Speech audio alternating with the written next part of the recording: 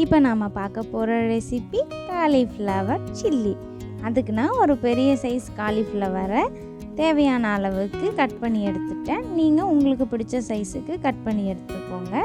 ஒரு பாத்திரத்தில் தண்ணி சுட வச்சுட்டு கொதிச்சதும் ஆஃப் பண்ணிவிட்டு அதில் கொஞ்சமாக உப்பு சேர்த்து காலிஃப்ளவரையும் ஆட் பண்ணி ஒரு 10 மினிட்ஸுக்கு மூடி போட்டு ரெஸ்ட்டில் விட்டுறலாம். 10 மினிட்ஸ் கழித்து அதில் இருக்க எல்லா தண்ணியையும் ஃபில்டர் பண்ணி எடுத்துகிட்டு வந்துடலாம். பாருங்கள், நான் ஃபில்டர் பண்ணி எடுத்து வச்சுட்டேன்.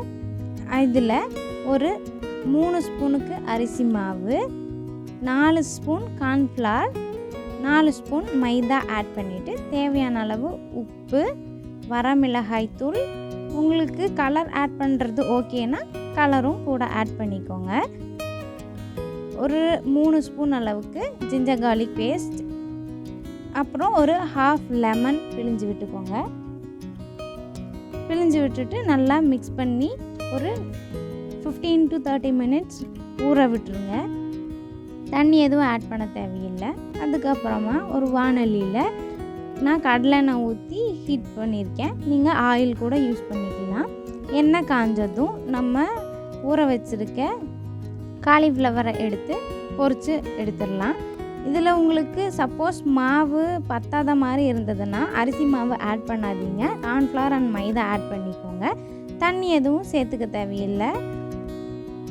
மாவு ஆட் பண்ணும்போது அரிசி மாவு ஜாஸ்தி ஆகிடுச்சுன்னா ரொம்ப கடுகடுன்னு இருக்கும், கிறிஸ்பினஸ் போயிடும், ஆறுனதுக்கப்புறமா சாப்பிட முடியாது. ஸோ பார்த்து ஆட் பண்ணிக்கோங்க. தயிரும் எலுமிச்சை சாறும் ஆட் பண்ணியிருக்கிறதுனால வெளியே நல்லா கிறிஸ்பியாக இருக்கும், உள்ளே சாஃப்டாகவும் கிடைக்கும். இதே மாதிரி ட்ரை பண்ணி பார்த்துட்டு எப்படி இருந்ததுன்னு எனக்கு கமெண்ட்டில் சொல்லுங்கள். நீங்கள் காலிஃப்ளவரை ஆயிலில் ஆட் பண்ணதுக்கப்புறமா ஒரு 2 மினிட்ஸ் கழித்து மிக்ஸ் பண்ணிங்கன்னா கீழே ஒட்டாமல் வரும். நல்லா இடையில ஒரு 2 மினிட்ஸ் ஒன்ஸ் கலந்து கொடுத்துக்கோங்க. அப்போ ஈவனாக வெந்து வந்துடும்.